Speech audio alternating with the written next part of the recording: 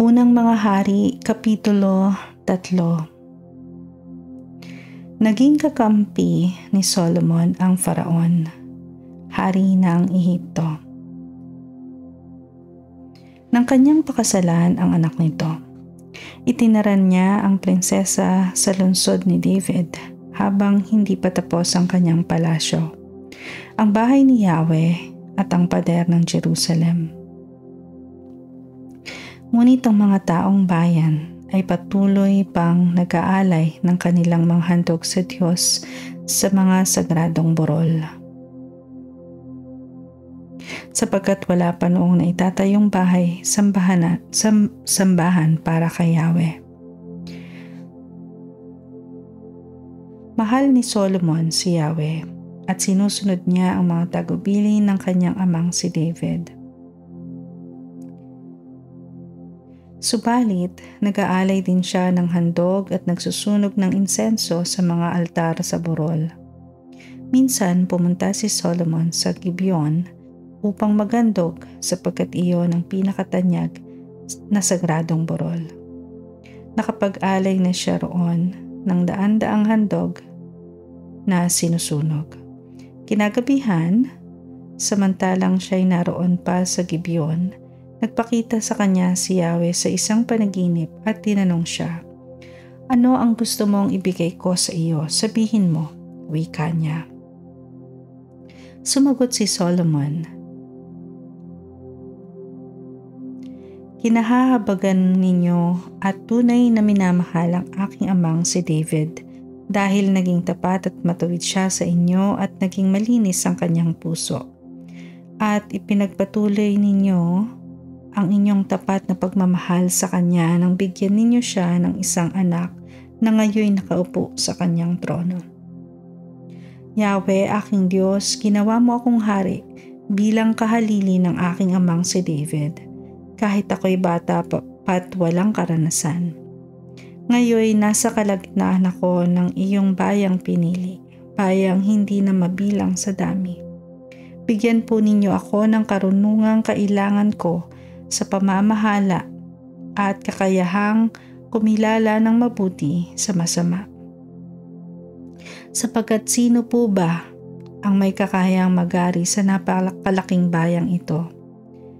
Dahil ito ang hiniling ni Solomon, nalugod sa kanya si Yahweh at sinabi sa kanya, "Dahil hindi ka humiling para sa iyong sarili ng mahabang buhay o kayamanan o kamatayan ng iyong mga kaaway, kundi ang hiniling mo'y karunungang kumilala ng mabuti sa masama.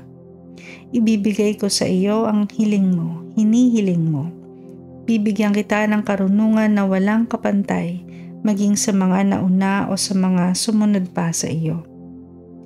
Ibibigay ko rin sa iyo ang mga bagay na hindi mo hiningi, kayamanan at karangalang hindi mapapantayan ng sinumang hari sa buong buhay mo.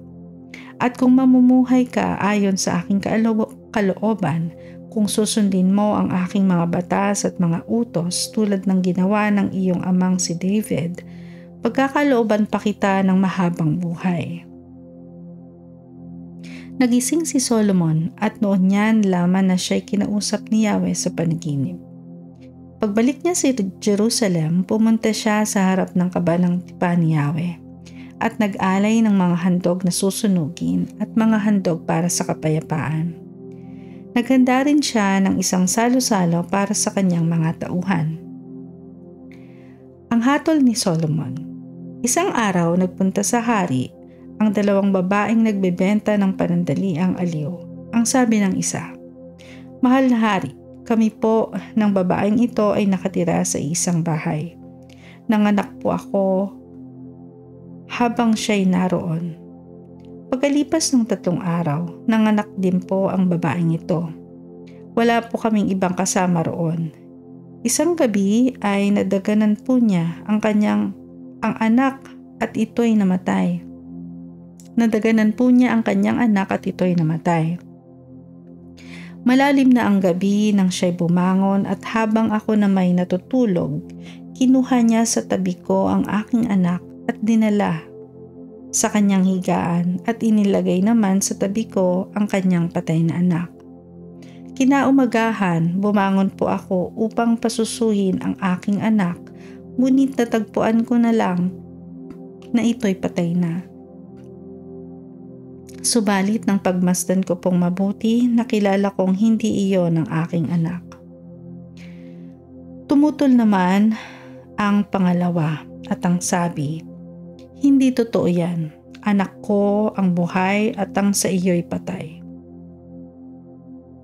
Lalo namang iginiit ng una, "Hindi totoo yan. Anak mo ang patay at akin ang buhay." At ganito ang kanilang pagtatalo sa harapan ng hari.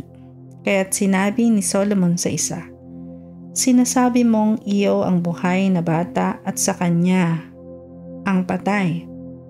At sa ikalawa, ang sabi mo naman, iyo ang buhay at sa kanya ang patay. Kaya nagpakuha ang hari ng isang tabak at dinala nga sa kanya ang isang tabak. Sinabi ng hari, "Hatiin ang batang buhay at ibigay ang kalahati sa bawat isa." Nabagbag ang puso ng tunay na ina ng batang buhay at napasigaw, "Huwag po kamahalan. Ibigay na po ninyo sa kanya ang bata. Huwag lamang ninyong patayin." Sabi naman ng isa, "Sige, hatiin ninyo ang bata upang walang makinabang kahit sino sa amin." Kaya't sinabi ni Solomon, "Huwag ninyong patayin ang bata. Ibigay ninyo sa una. Siya ang tunay niyang ina."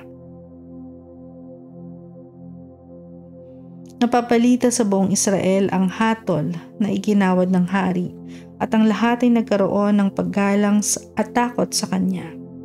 Nabatid nilang taglay niya ang karunungan ng Diyos upang humatol ng makatarungan.